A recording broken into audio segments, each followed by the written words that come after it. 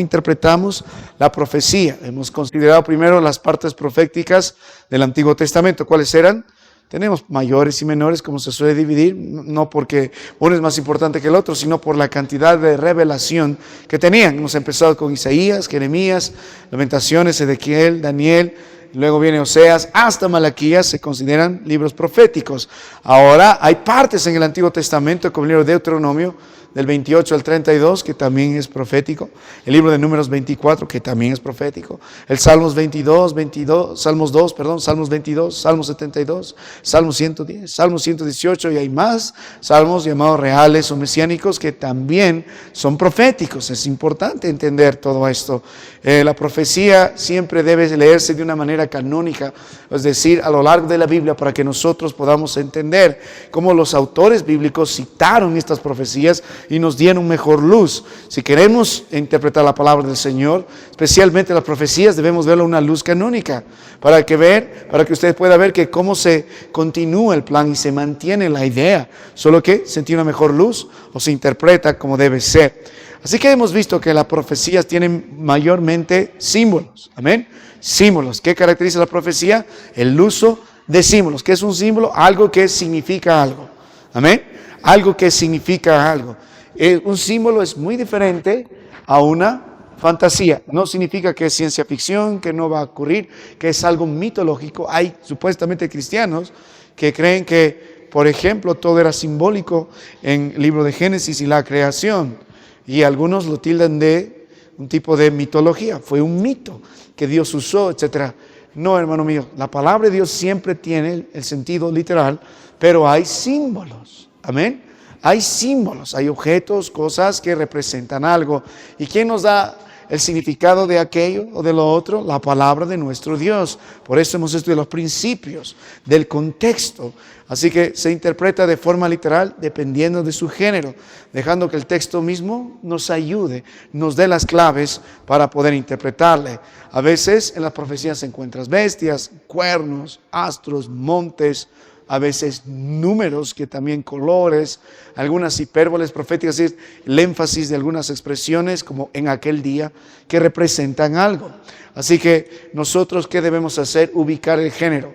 Si es profético, es un proverbio, es poético, debemos que ubicar el género dentro del contexto, amén, del libro, dentro del contexto canónico y los contextos paralelos. Si estamos estudiando cierta profecía, a ver cómo se menciona en el Nuevo Testamento, cómo mantiene la unidad. Estamos haciendo ejemplos. Miren, algunos ejemplos que hemos visto, lo que está fresco en nuestra mente es el libro de Apocalipsis. ¿Cómo sabemos lo que representa en Apocalipsis capítulo 2? En el capítulo 1 también hemos visto cuando Cristo menciona que Él está en medio de los candeleros de oro y en su diestra que tienen estrellas. ¿Qué representan los candeleros de oro? ¿Cómo lo sabemos? ¿Y qué es?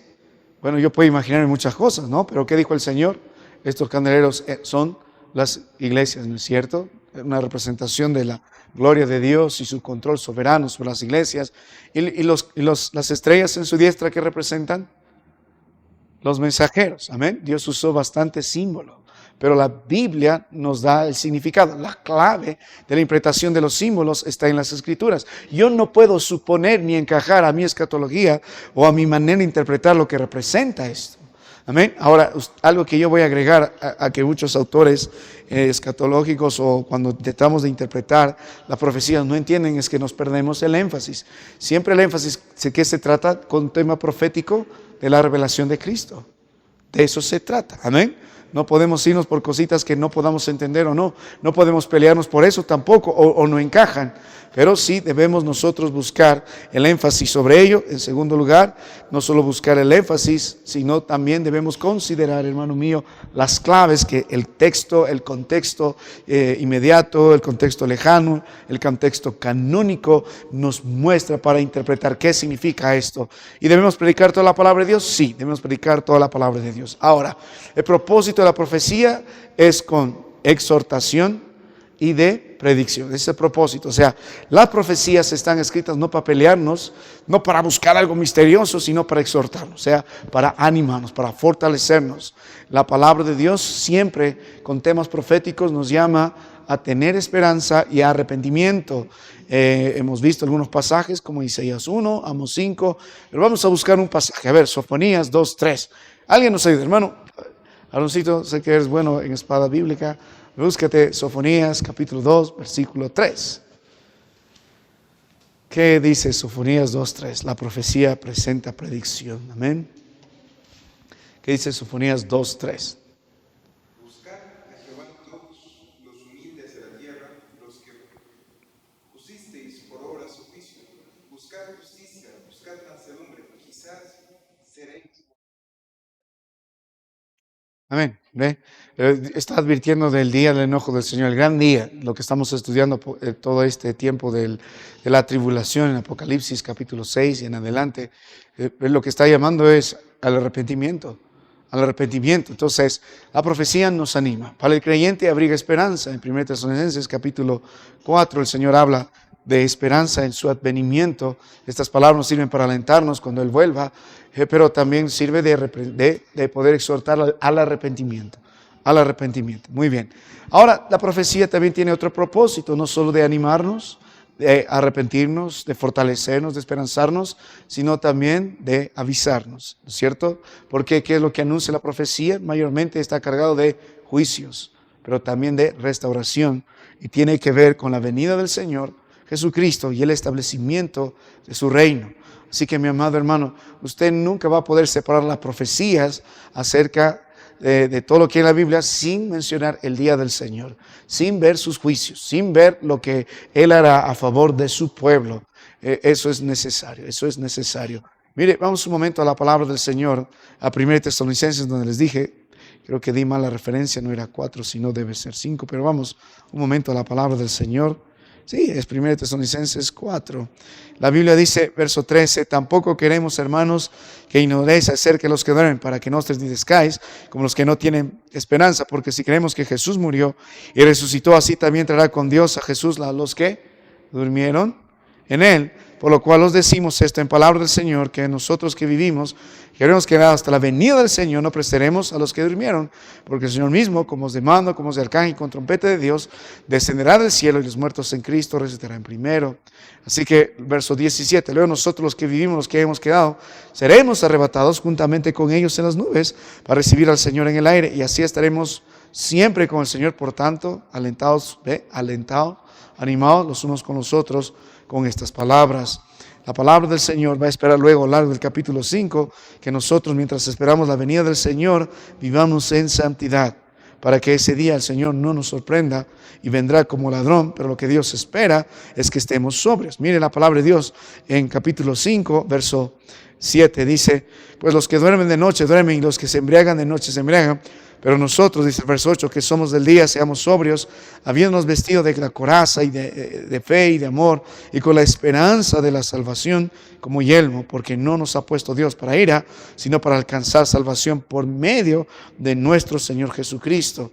Al final el verso 11 dice, por lo cual animaos unos a otros y edificaos unos a otros, así como lo que dice, hacéis. Entonces, el plan de nuestro Dios con la profecía es exhortarnos, también de predecir, pero prepararnos para ello, entendiendo que todo el tema profético se orienta al día del Señor y Dios demanda santidad, arrepentimiento y esperanza para cada uno de nosotros. Muy bien, si entendemos entonces que el énfasis de la profecía es la revelación de Cristo, si entendemos que el propósito de la profecía es exhortación y predicción, entonces debemos entender que la profecía no vino en un calendario, o sea, no hay fechas.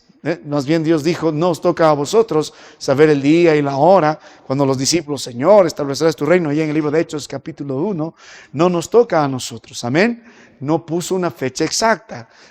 Muchas de ellas sí habla específicamente el libro de Daniel de días, de semanas, etcétera, etcétera, años que también encajan perfectamente, pero no todo vino en un calendario, no todo vino en un calendario.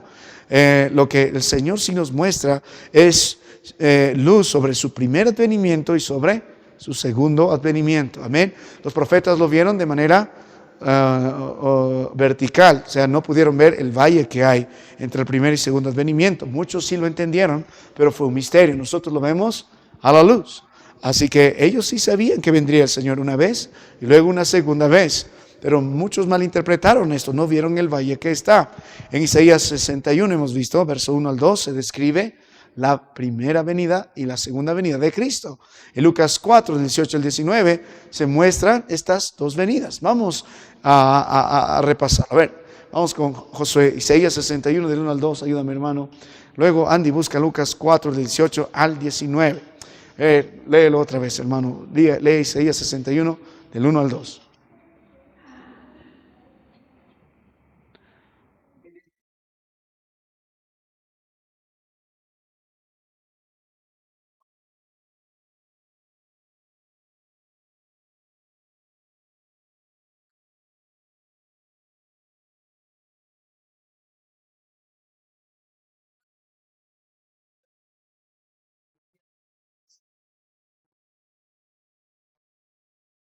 Gracias, mi hermano. Ahora, ¿qué dice Lucas 4, 18 al 19? Donde Cristo lee lo mismo.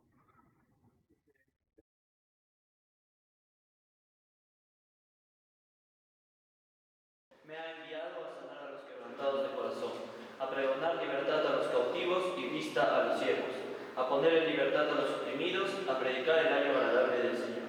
Amén. Dijimos la última clase. ¿Qué es lo que faltó al Señor Jesucristo leer? ¿Y por qué no lo leyó? ¿De qué se trataba? ¿De él? ¿Quién está conmigo? Muy bien, del día de la venganza de nuestro Dios.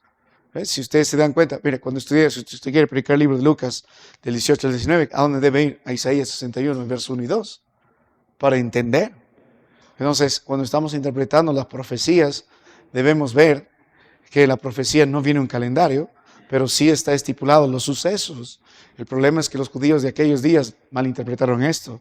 Ellos querían un rey que venga de una vez a instalar su reino y desafiar a cualquier otro que se oponga sobre él y reine para siempre con el pueblo de Israel. Eso va a suceder, pero ¿cuándo? En su segunda venida. La primera venida tenía que venir así, como oveja, y eso no supieron distinguir hasta el día de hoy muchos de ellos. Por eso Cristo usó el énfasis y solo hizo énfasis en su primer advenimiento. Pero no deja de lado que un día vendrá el día de la venganza del Señor. La primera venida el Señor predica la gracia, la segunda venida que predica su juicio, su juicio. Entonces, como puede ver, las profecías no vinieron en calendario. Isaías ve el futuro como si fuese una cadena alineada. Amén. Isaías ve las cumbres, pero no ve los valles como nosotros hemos visto, aunque sí tenía ciertas luces sobre ello. Nosotros vemos más bien los detalles. Así que, mi amado hermano, lo que Cristo más bien va a reclamar al pueblo de Dios es que ellos debieron haber entendido estas dos venidas. Miren lo que dice el libro de Lucas. Isaías lo entendía y muchos profetas. Lucas 24, vamos a pedir a otro. Vamos con Aarón otra vez para que vaya rápido. Lucas 24, del 25 al 27, y lo vamos a comparar con 1 Pedro 1:11 que va a leer mi hermano Josué. ¿Qué dice Lucas 24, al 25 al 27, mi hermano?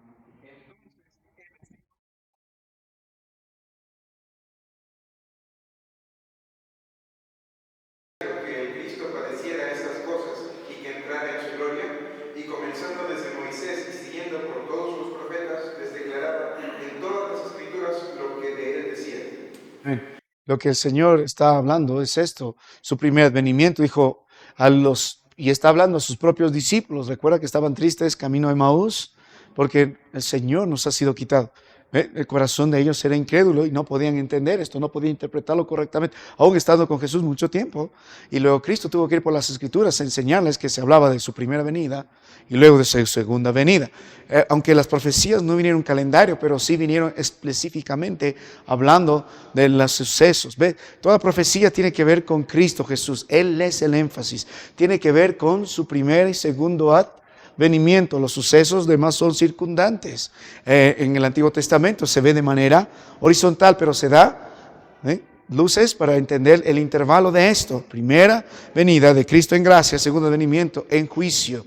Ellos, lo que pasa con los discípulos que en ese instante y los religiosos no entendían el propósito de su primera y segunda advenimiento. Cristo nunca les especificó el cuándo, les dio luces, sí. Sabemos cuándo vendrá el Mesías. Si estuviéramos en el Antiguo Testamento, sabíamos que iba a pasar algunas cosas que se cumplieron cuando Cristo llegó. Como el cielo está nublado, igual sabíamos que iba a llover, sabíamos que Cristo llegaría. Por eso en Mateo muchos sabían que el Cristo debía nacer. Incluso los magos de Oriente vinieron diciendo, ¿dónde está el Cristo? las señales se han cumplido, hemos visto su estrella, pero al igual que su primer advenimiento, no sabemos el cuándo, amén. Nadie lo sabe.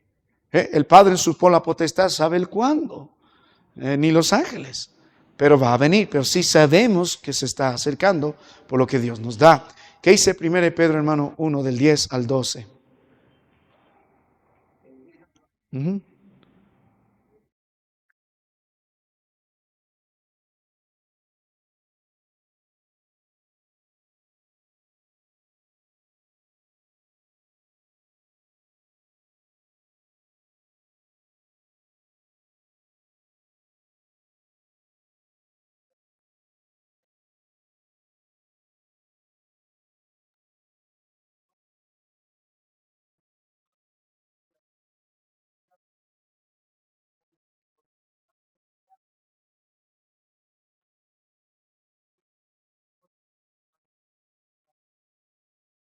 ¿Ve?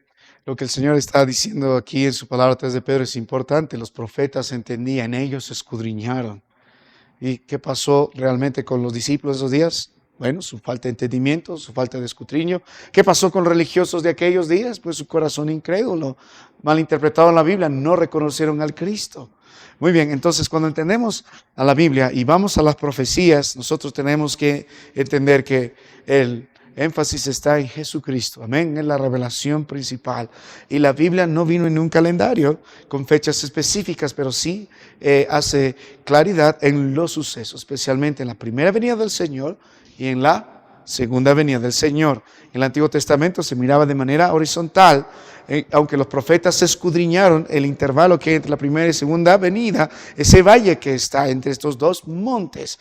El problema fue la incredulidad, la dureza del corazón y la mala interpretación. Muy bien, para resumir, cuando venimos entonces a interpretar las profecías, debemos cuidar lo siguiente: la jerarquía entre hacer exégesis, que es extraer lo que está aquí, y tratar de sistematizar. Hay una disciplina que se llama teología sistemática, que básicamente trata de plantear un tema a lo largo de la palabra del Señor, sistematizando las verdades que se hablan. Lo primero que debemos cuidar es ir al texto, como hemos aprendido, entenderlo en su contexto, amén, ver lo que significa con las claves del texto y recién, al mismo tiempo, ir por todas las verdades que se hablan sobre el mismo tema. Eso se llama ver de manera canónica el tema, y eso se llama la teología sistemática, porque vamos por toda la palabra del Señor, o sea, sistematizamos las doctrinas, las organizamos sin forzar su texto, sin perder su género. Así que nosotros no debemos construir un sistema que aplane los símbolos, sino más bien debemos entender todo esto para realzar los propósitos del estudio de las profecías. Muy bien, hermano mío. Entonces, para resumir, aquí hay un método breve en el que podemos usar para interpretar las profecías. Primero, debemos entender el énfasis. Tiene que ver con Cristo Jesús, su primer y segundo advenimiento. Debemos identificar el género, los símbolos que están, el escenario histórico, el contexto, ver los vocablos claves, los paralelos canónicos, las verdades que están ahí. Si esta profecía fue con intención de exhortarnos, o de predicarnos, de animarnos, o de predecirnos. Vamos a ver si se ha cumplido nuestras profecías, si hay un cumplimiento parcial o no, y luego lo vamos a tratar de aplicar a nuestras vidas, porque al final el propósito de la profecía no es solo despertar curiosidad y encajar, sino Dios nos anima, como hemos dicho, a esperanzarnos en Él, a fortalecernos en Él y a arrepentirnos también en Él. Ese es el propósito de las profecías. Hemos hecho un ejemplo con Isaías 61, verso 1 al verso 2, y hemos visto cómo el Señor Jesucristo lo usó en el libro de Lucas 4, del verso 18 al verso 19. Muy bien, vamos con el siguiente género literario. Es diferente a la figura literaria, que tiene que ver mucho con analogías, con metáforas, los antropomorfismos que hemos hablado, hipérboles, todo eso es muy diferente a los géneros literarios, las figuras literarias y los géneros literarios. ¿Cuáles son los géneros literarios que tenemos?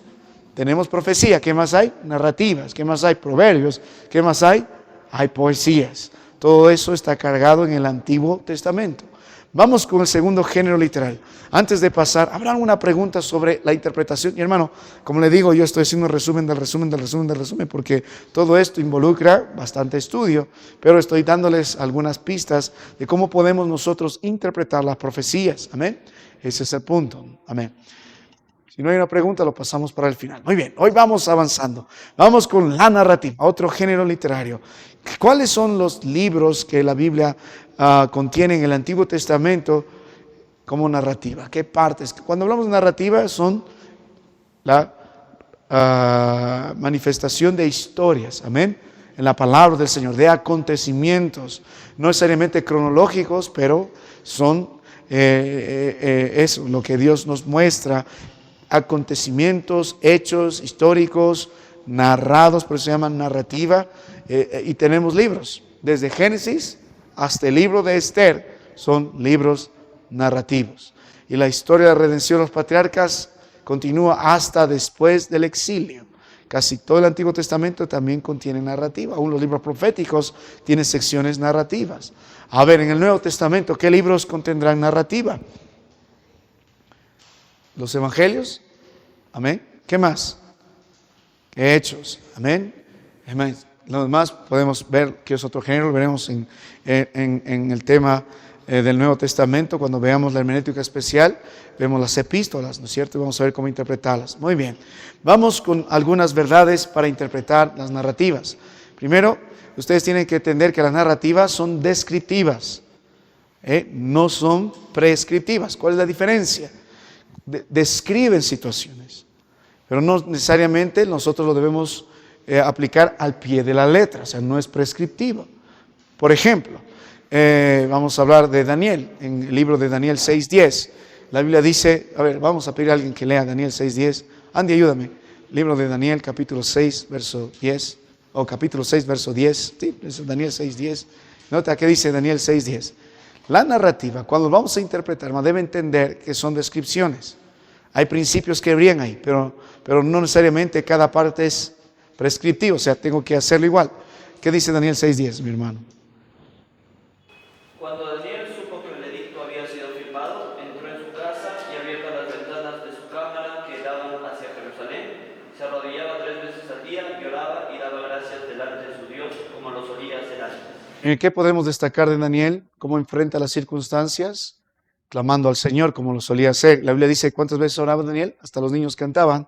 3 veces oraba Daniel en el día, 3 veces oraba el profeta Elías, aunque no sé si Elías oraba 3 veces, Daniel en el fondo, etc. Pero es obligatorio que oremos 3 veces, ¿no? Si oramos 4 o 5, ¿estamos mal? No, el ejemplo está ahí, que es una buena práctica, amén. Podemos orar 3 veces, pero la palabra de Dios dice orar sin cesar. El punto es que Daniel tenía una vida de oración y lo hacía privada, públicamente. No es que está mal o es más o es menos. El punto es que el hombre era un hombre de oración. Sí, hermano Emilio.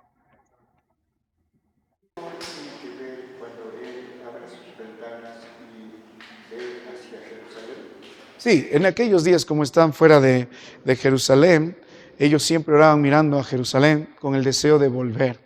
Incluso en Daniel 9, Daniel empieza a orar también en esa misma dirección, porque la esperanza del judío era volver. Por 70 años oraban hacia Jerusalén. Incluso después de su exilio, el año 70 después de Cristo, por el emperador romano Tito, los judíos fueron una diáspora que se dispersó por todo el mundo y siempre oraban con la esperanza de volver a Jerusalén, oraban en esa dirección. Era una práctica en aquellos días, hasta el día de hoy. Los musulmanes, muchos de ellos oran mirando a la mezquita. No importa dónde estén, llega la hora, se doblan. Pero el punto era que la oración de Daniel buscaba eso, ¿no? El cumplimiento de las profecías del Señor. Pero en el contexto que estamos viendo, él por la amenaza y por el incumplimiento de la ley, básicamente que están buscando sus enemigos en el que él cavile, no había otra forma, sino que vaya su Dios contra el Dios de ellos. Entonces buscaron esa ley, que nadie ore a otro que no sea el rey o a los dioses en ese instante. Pero la palabra del Señor nos enseñó que el Daniel igual oró. Mi punto es que, exactamente, incluso ese detalle es valioso, porque vamos a orar nosotros a dirección a Jerusalén. ¿No es cierto? Claro, o sea, el punto es que la narrativa contiene descripción. Los principios del Señor brilla, no es prescriptiva. No significa que lo tengo que hacer al pie de la letra. Amén. Ahora, hay cosas que sí vamos a encontrar dentro de la narrativa que lo vamos a obedecer como el Señor espera, que lo vemos como vamos a ver la ley. Hay cosas, amar al Señor de tu corazón. Amén. No es que si quieres o no, eso es prescriptivo. Es la ley, hay que saber entender. Pero estamos hablando de términos generales. Por ejemplo, en Génesis 2:24, Dios pidió que haya un hombre y una mujer. Eso forma el matrimonio. Que dice, vamos a ayudar a Andy, ayúdame hermano. Andy, Génesis 2:24. Vamos a Génesis 2:24. Pero nosotros podemos ver que se cumplió eso con todos, incluso los hombres piadosos. ¿Qué dice Génesis 2:24? Andy ya leyó. Pero lo tienes ahí, ¿no?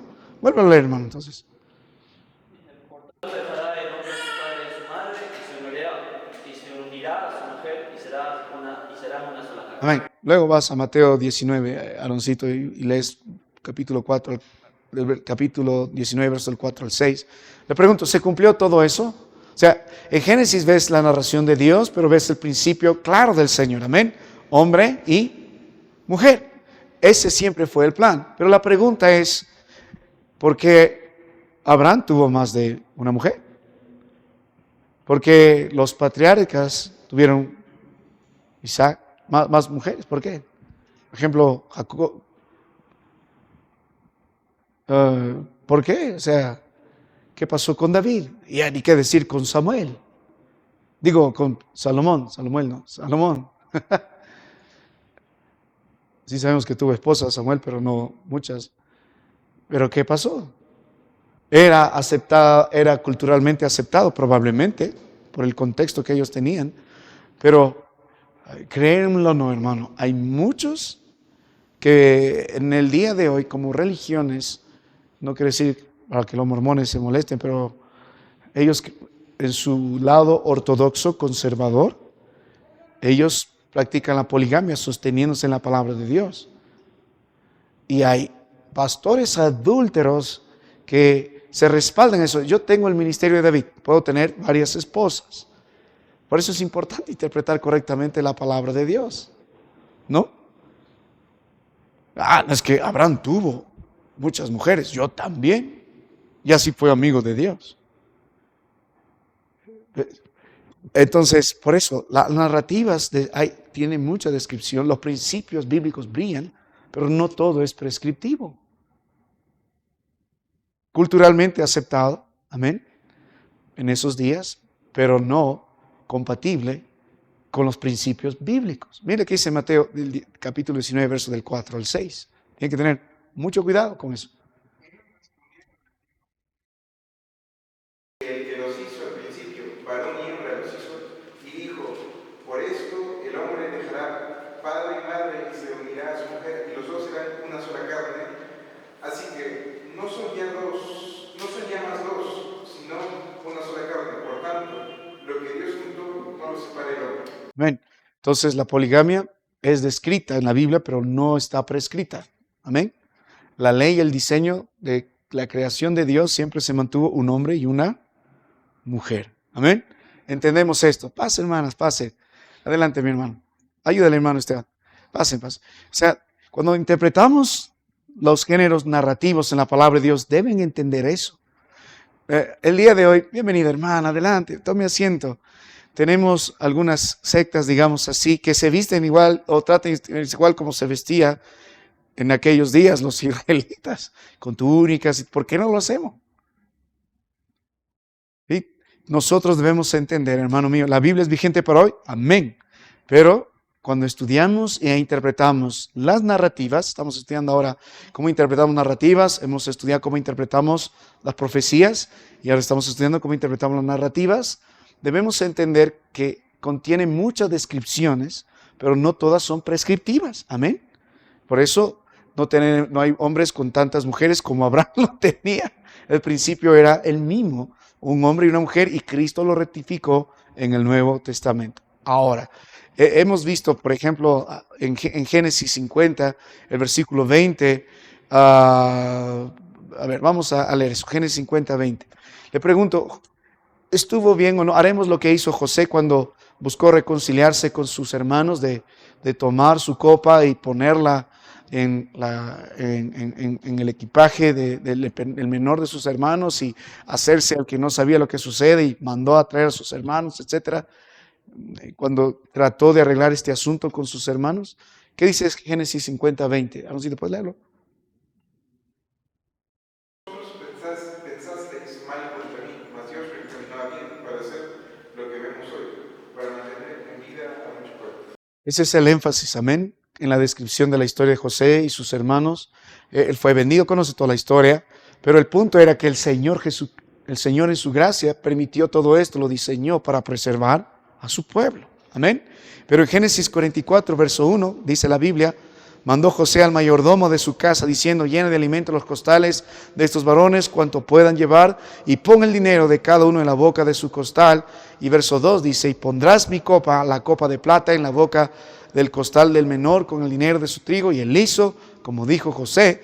Y ahora en capítulo 50, verso 18 dice, vinieron también sus hermanos y se postraron delante de él, dijeron, hennos aquí por tus siervos tuyos. Y él respondió, José, no temáis, ¿acaso soy yo en lugar de Dios? Porque anteriormente José les acusó de que ustedes me han mentido. Entonces, ve la trata de José. ¿Debemos hacer igualito? La narrativa describe, no que José era impío ni nada, pero lo que usted debe distinguir es que las narrativas están expuestas ahí, tienen descripciones, brillan los principios bíblicos. Toda la Biblia debe ser predicado, pero no significa que todo es prescriptivo. Amén. Que lo debamos imitar al pie de la letra. Hay mucha enseñanza en eso. Y, por ejemplo, José, hermano, wow. Si estudias la vida de José, tiene 62 paralelismos con Cristo Jesús. Apunta mucho a la salvación que Cristo Jesús aprenderá. Por ejemplo, otra historia, vemos en la conquista de Jericó, vemos a Rahab, la ramera, ¿no es cierto? ¿Qué hizo ella en la historia? Si usted empieza a leer el libro de Josué, mintió para salvarse, ¿no es cierto? Y la palabra de Dios le cuenta como fe. Eso está bien. Hay cosas que no preguntan, que nos cuestionamos y decimos, oh, la Biblia entonces se contradice. Y normalmente los que ven estos detalles, si usted enseña a niños, son los niños. Porque para nosotros es obvio, pero para ellos, entonces, ¿por qué mintió? ¿Debo yo mentir? No. El punto es que ella, en su contexto, en lo que vio, lo importante es que aprendió a confiar en el Señor para la salvación, porque hemos dado testimonio, ella creía en el mensaje que estos espías traían y el mensaje que el pueblo de Dios predicaba. O sea, no es su mentira, la norma. Amén. Mire lo que dice Hebreos 11:31. Josué, ayúdame, hermano. Y Santiago 2:25, mi hermano. Vamos a pedirle a estos chicos que leen rápido. A Andy. Sí, léelo.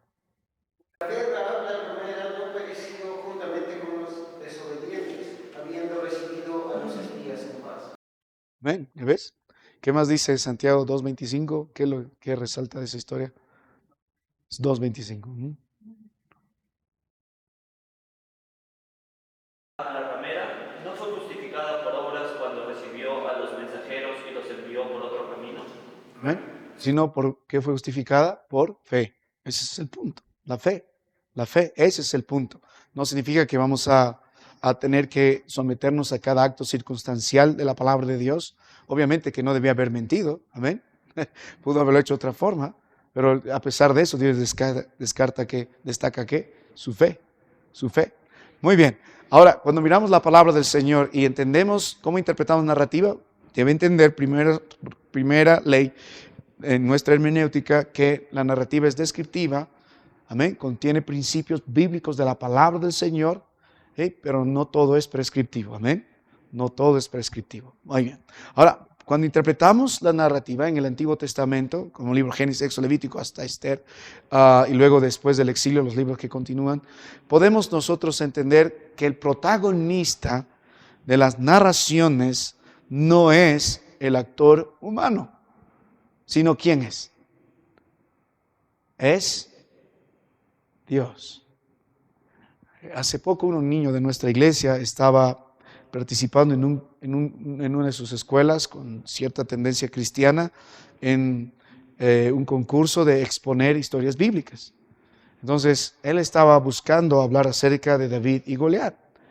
Pero mientras estábamos hablando sobre esto, le dije, ¿cuál crees que es el personaje más importante de la historia? ¿Es David o es Goliat?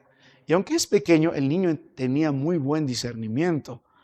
Aunque los jurados no lo destacaron, yo lo habría hecho. Pero dijo, se trata no de David versus Goliat, sino, pastor, como aprendimos, es el Dios de David versus Goliat. Porque el personaje principal de las narraciones, el protagonista no es el hombre, sino ¿quién? Es Dios. Nunca debe olvidar eso. Cuando interprete el Antiguo Testamento, hablando del libro de Génesis, Éxodo, Levítico, Número, Deuteronomio, todo lo que contiene narrativa, descripciones, el personaje principal sigue siendo Dios. Es triste entender que nosotros no somos el centro, amén. No se trata de nosotros, no solo es la historia de José, es la historia de Dios, amén, con José. No es la historia de David, es la historia de Dios con David. No es la historia de Abraham, es la historia de Dios de Abraham. Esa es la idea. Mire cualquier parte de la palabra del Señor en narrativa, siempre es Dios.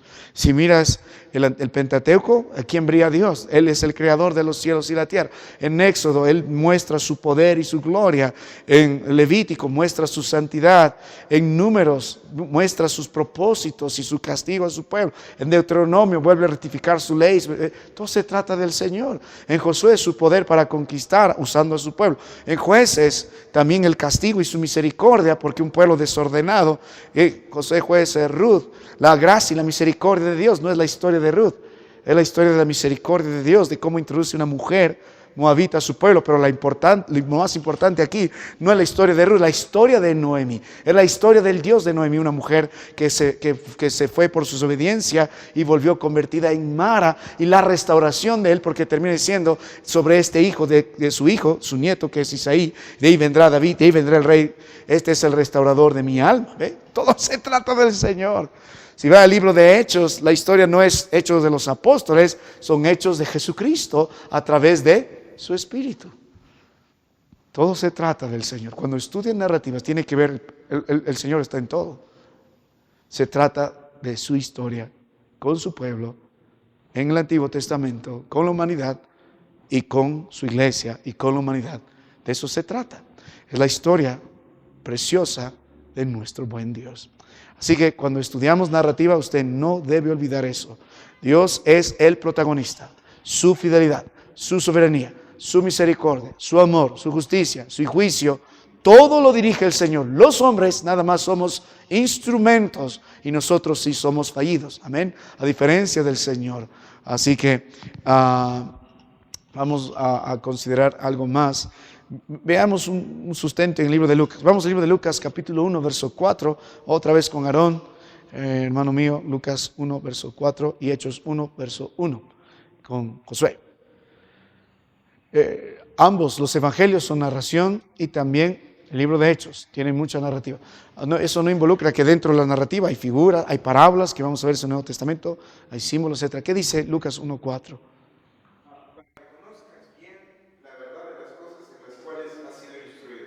Amén.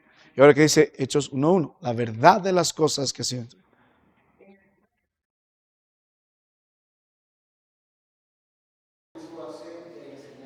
Entonces, lo que ve es que Lucas narra para afirmar doctrina ya enseñada en los evangelios, no para crearla. Por eso es la narrativa, se interpreta a la luz. Amén. A la luz de esta didáctica, a la luz de los mandatos del Señor, a la luz de los hechos del Señor, a la luz de la palabra del Señor, a la luz de las cosas que Dios empezó a hacer y enseñar. Sí está la historia de Pedro, está la historia de Juan, está la historia de Mateo, pero el protagonista principal, ¿quién es? Jesucristo. Amén. Brillan los principios bíblicos. Brillan los principios bíblicos en toda narrativa. Ok, muy bien. Entonces hemos considerado dos grandes principios para interpretar narrativas. Primero, la narrativa es más descriptiva, no todo es prescriptivo. Amén. Hemos hecho ejemplos. Luego, no olvidemos, los principios bíblicos están brillando dentro de esto. Ahora, en segundo lugar, el protagonista en la narrativa no es el hombre, sino es Dios. Son los hechos de Dios. Muy bien. Un ejemplo más.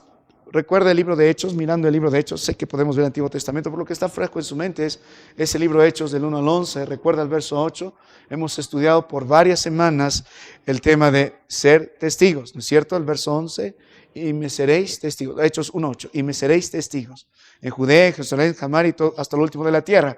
Si bien es cierto, se está describiendo cómo la iglesia comenzó a expandirse hasta lo último de la tierra, hemos considerado los principios. Mientras se describe esto, hemos visto nosotros hasta 6 o 7 principios para tener un ministerio eficaz como lo hizo la iglesia en Jerusalén. ¿Ven? Hemos visto la importancia de nuestro cimiento, verso por verso, la importancia de esperar en el poder de Dios, es el Espíritu Santo. Hemos considerado la importancia de tener las personas correctas, los discípulos que han sido testigos del Señor. Hemos visto el programa, Jerusalén, Judea y Samaria, hasta el último de la tierra. Varios principios hemos considerado. Muy bien, por eso toda la Biblia es útil para predicar. ¿Alguna pregunta sobre narrativa? ¿Alguien está estudiando algún libro en el Antiguo Testamento que comparta o que tenga narrativa? Génesis, Éxodo, Levítico, Número, Deuteronomio, Josué, Jueces. Creo que con mi esposa están estudiando el libro de Génesis. Los principios brillan ahí en la historia de Abraham. A mí me cautivó que el Nuevo Testamento 2 veces dice de Abraham, amigo de Dios. Y hay principios, cómo podemos nosotros tener una relación tan íntima con Dios, aún Abraham siendo pecador. Entonces estudiemos cómo Dios trataba con Abraham. Hay principios. A mí me encanta el Antiguo Testamento. Estamos estudiando el libro de Nehemías. El capítulo 8, verso 8 está nuestro lema para toda la clase. Los enemigos de los propósitos del Señor, de la obra de Dios, están ahí. Son los mismos que están en el Nuevo Testamento. Brillan los principios de la palabra de Dios. Como Moisés hizo el tabernáculo, o David y Salomón, él finalmente lo hizo, el templo del Señor, están los principios. Los principios están, las verdades están. Ahora la ley de Dios, lo que está vigente es descriptivo y es prescriptivo para nosotros. Amar a Dios con todo nuestro corazón, lo debemos hacer. Amar a nuestro prójimo como nosotros mismos, lo debemos hacer al pie de la letra. ¿Ven? Es importante eso. Muy bien. Si no hay pregunta, vamos con la tercera. Esta noche estamos tratando de avanzar. El tercer género literario. Hemos visto cómo interpretar profecías, hemos visto cómo interpretar las narrativas. Ahora veamos cómo interpretamos otro género importante, el libro de Proverbios, los Proverbios. Vamos a Proverbios, Proverbios 1:1. ¿Qué dice Proverbios 1:1? ¿Qué es el proverbio para empezar? Miren, nosotros decimos a los hermanos que lean todos los días un proverbio porque tiene 31 capítulos, o sea que pueden leer todos los días un proverbio. Es una buena herramienta, buena palabra para la salud del alma. ¿Por qué? ¿Qué dice Proverbios 1:1, Aloncito? ¿Puedes leerlo? Sigue leyendo, por favor. Sí.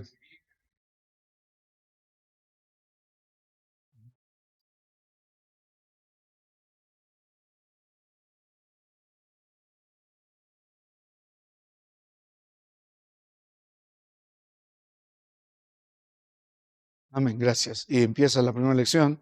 El principio de la sabiduría es el temor a Dios. O sea, tiene el propósito del Señor. Si usted ve el libro de Proverbios, es la enseñanza de un padre a un hijo y le enseña 2 caminos. Tienes el camino de la sabiduría y tienes el camino de la necedad. Ve por aquí, así, y este es el fin de este camino de sabiduría. Y si vas por este mal camino, este será el fin. Este es el propósito del libro de Proverbios y casi es hijo mío, hijo mío, hijo mío. Es el tenor del libro de Proverbios, es como un padre que trae a su hijo, lo sienta al lado suyo, le abraza y le dice, hijo mío, te amo, te advierto de las consecuencias. Entonces, el libro de Proverbios tiene muchos consejos prácticos. Por eso se llama un proverbio. Tiene unos consejos prácticos para la vida práctica. Y ustedes deben entender que contiene principios bíblicos también y se encuentra dentro ¿de qué pacto? ¿Quién lo escribió esto? ¿A quién Dios usó? ¿Leyeron? A Salomón. Si usted ve a Salomón como autor bíblico, usted puede definir sus libros y la ubicación de los libros en las etapas de Salomón mientras crecía en el Señor. Él en su juventud escribió el libro de Eclesiastés. Y ve lo apasionado que era. Y en un momento vamos a hablar de Eclesiastés. Pero Luego, en su tiempo un poco más maduro, escribió el libro de Proverbios para aconsejar a los jóvenes. Y su vejez escribió Eclesiastés y al final dijo vanidad de vanidades. Ahora, usted tiene que entender el contexto. Salomón en su madurez, ustedes saben que en su vejez se apartó de Dios. Casi parecería un apóstata total si no supiéramos que se arrepintió al final. Diríamos, el hombre, como un hombre con la calidad de varón que era, con su sabiduría, llegó a tener tantas mujeres y a ser ídolos porque amó muchas mujeres. Él violó muchas de las leyes descriptivas y prescriptivas del Señor. Dios le dijo que no te amontones ejército, incluso si se amontonan tus cabellos, córtale los tendones. No lo hizo. No te amontones riquezas, y lo hizo. No amarás a muchas mujeres, y lo hizo. Ese era el pacto que Dios firmó con David antes de ser rey, y es el pacto que Dios le dijo que repitiese David a Salomón, y Salomón no lo cumplió. Desde el libro de Deuteronomio se habló, si un día tuvieses gobernador, tuvieras rey.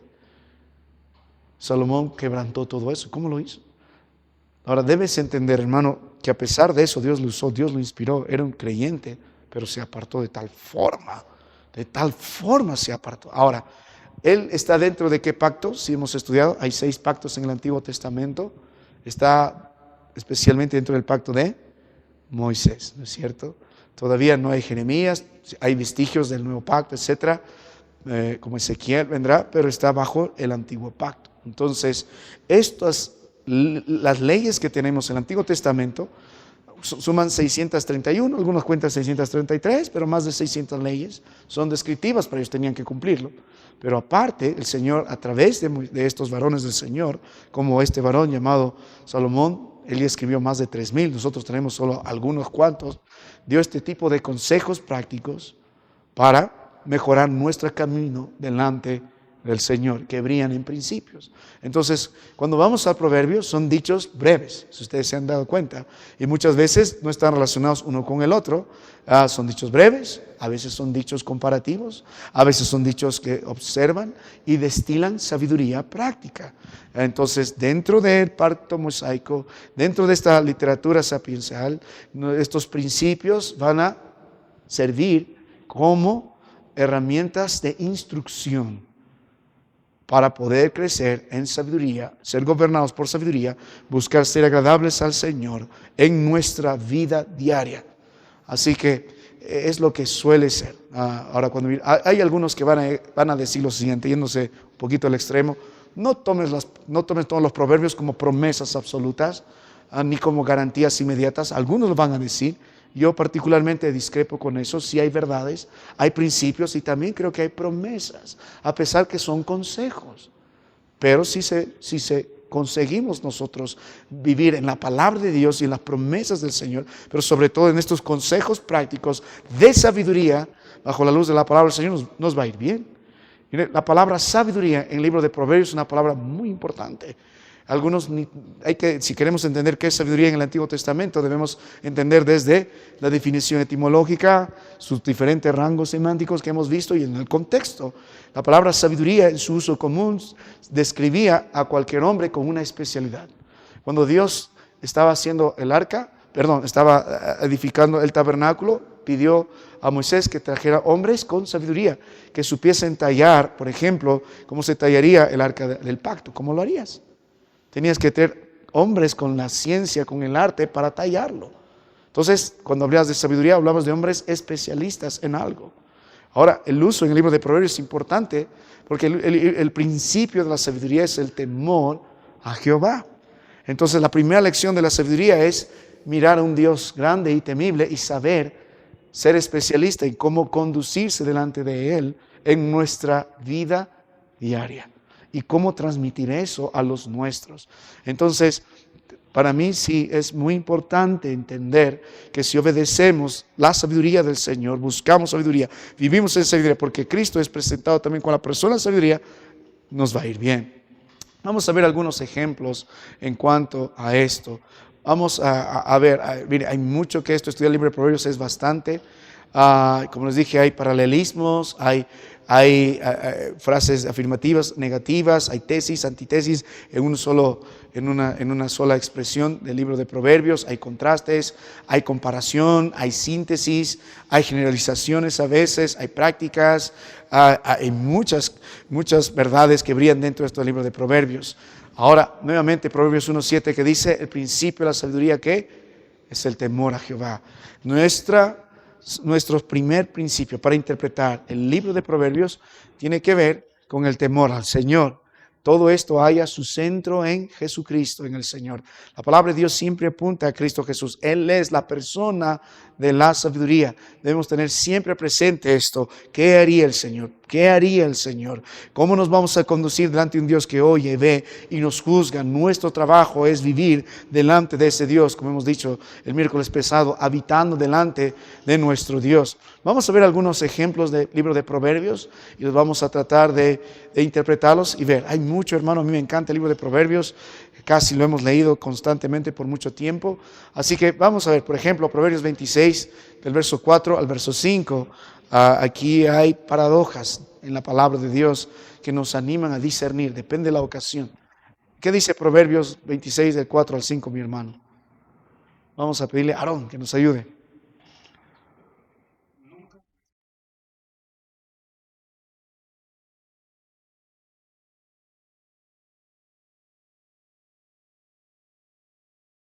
Bien, ves las comparativas entre necio y sabio y ves el trato que debemos tener entre el necio y sabio. Hay este tipo de discernimientos en el libro de Proverbios. La palabra de Dios nos anima a entender. A veces se compara el justo con el impío, otras veces el perezoso con el que es diligente. Básicamente son perfiles morales de los hombres y que el Señor pide que nosotros podamos distinguir. Vamos a ver otro texto que nos gusta bastante. Proverbios 22:6, por ejemplo. Es un principio que brilla aquí y que es de gran bendición para aquellos que lo ponen por obra. ¿Qué dice Proverbios 22:6? Vamos a pedir a Josué, ayúdame, hermano.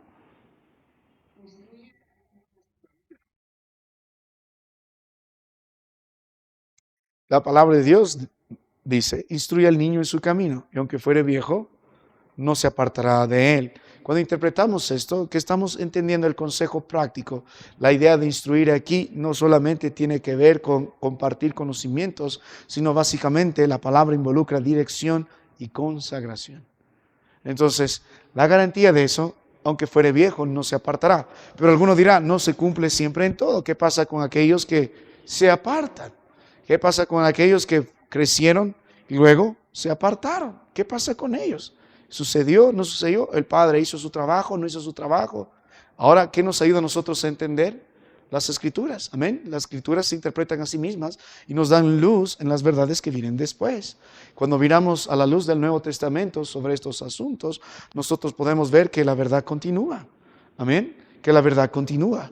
La palabra del Señor, por ejemplo, demanda a los hermanos que están delante de los otros, como pastores o diáconos, qué sé yo, que mantengan a sus hijos en sujeción, amén, porque eso es parte de su ministerio, dentro y también fuera de casa, es parte del trabajo mantener, porque ese es nuestro ministerio. ¿Qué Dios pide a la mujer para que sea plenamente satisfecha? Se salvará criando hijos, pero que son conducidos en la salvación. O sea, su ministerio, su principal ministerio de una mujer que es esposa y que es madre, es con sus hijos, es criarlos de tal forma que puedan ser salvos, amén, mostrarles a Cristo y mostrarles al mismo tiempo el camino. Ahora yo les digo, alguien que es verdaderamente cristiano, aunque quisiera apartarse, la palabra de Dios nos dice que Él corrige, que Él castiga. Es evidencia de que uno es creyente porque sufre el castigo y la disciplina del Señor y vuelve a los caminos del Señor. Hermano mío, es la verdad, es la palabra del Señor, pero es un consejo práctico. Instruye todos los días, trabaja todos los días. La esperanza es que no se va a apartar de Él. Hay más probabilidades que el niño no se aparte del camino cuando hay un padre o una madre devota que constantemente está dirigiendo a su hijo, consagrando a su hijo, instruyéndolo en la palabra del Señor. Mire, si estudiamos el libro de Salmos, especialmente el capítulo 119, en toda esta cantidad de versículos que hay, lo que usted puede notar, la actitud más grande que Dios demanda hacia su palabra, porque es el salmo por excelencia de amor a la palabra de Dios, es guardar la Biblia. Significa memorizarla y ponerla por práctica. Ahora, la promesa que la Biblia da en ese Salmo 119 como bendición a aquel que ama la Biblia, le va a guardar. Yo hice ese estudio de talla con mi esposa. O sea, si tú guardas la palabra de Dios, la palabra de Dios a ti te va a guardar. Entonces, ¿cuál es la garantía de que un niño vuelva o de que alguien vuelva? La palabra de Dios que está en él lo va a guardar. La palabra de Dios. La palabra de Dios. Mire, cuando miramos las Escrituras, el libro de Proverbios, debemos entender entonces que son consejos prácticos para nuestra vida diaria. Y hay principios prácticos en los que debemos permanecer y confiar en sus resultados. Amén. La formación temprana nos va a dejar una huella durable y una senda marcada para los hijos. Amén. Algunos dirán, no es garantía. Sí, para mí sí es garantía. Es la promesa de la palabra de Dios y lo veo a lo largo de todas las Escrituras. Hay muchos en los que podemos mirar. A ver, vamos a un pasaje más, Proverbios 10, del 1 al 4. Mayormente estoy tomando algunos pasajes que algunos menosprecian. Proverbios 10, del 1 al 4. Andy, por favor, léelo, hermano. Ya vamos a concluir con esta noche.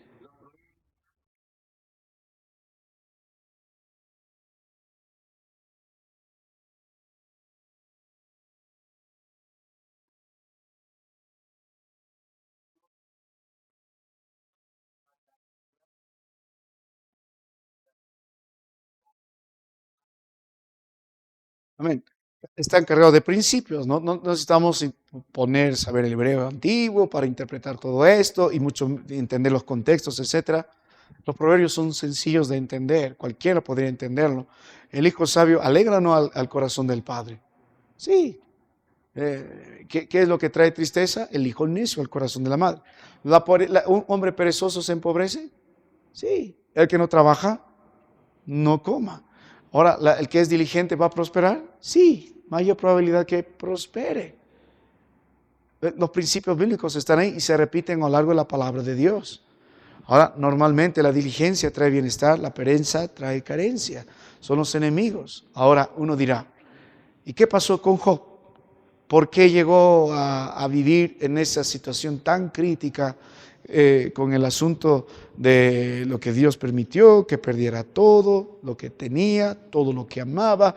Por último, su carne fue tocada y por ahí viene uno de sus amigos sabios, de entre los tres que vinieron, que hablaron mal de Job y tomaron la palabra del Señor.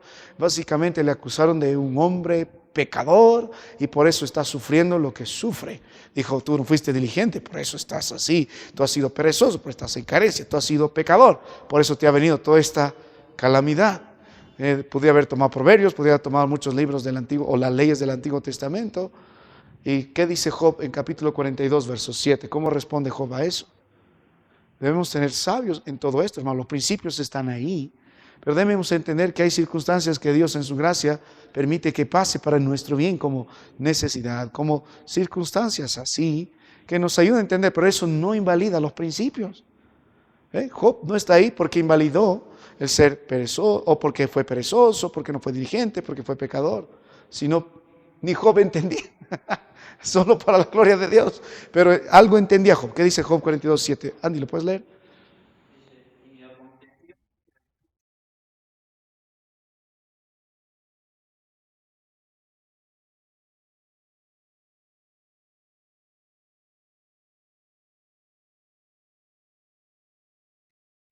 Job habló a pesar de sus circunstancias lo correcto. Ellos pudieron haber acusado a Job de pecador tomando los versículos y viendo su realidad, pero sin entender. Job en su defensa, desde el principio, echó todo esto a la causa del Señor, a su soberanía. Dijo, ¿acaso recibiré solo el bien? ¿No recibiré el mal? Dijo, Dios dio, Dios quitó. ¿Qué más dijo? Bendito sea su nombre. Y algo que Job entendía, por sobre todas las cosas, que esto venía del Señor y era para bien del Señor. Vamos a leer este pasaje que es de gran bendición y con esto voy a terminar porque ya estamos sobre la hora, la verdad que... a ver, Dios. A ver. De aquí viene la canción que cantamos, Regocíjate en Él, y fue de bendición. Job 23:10.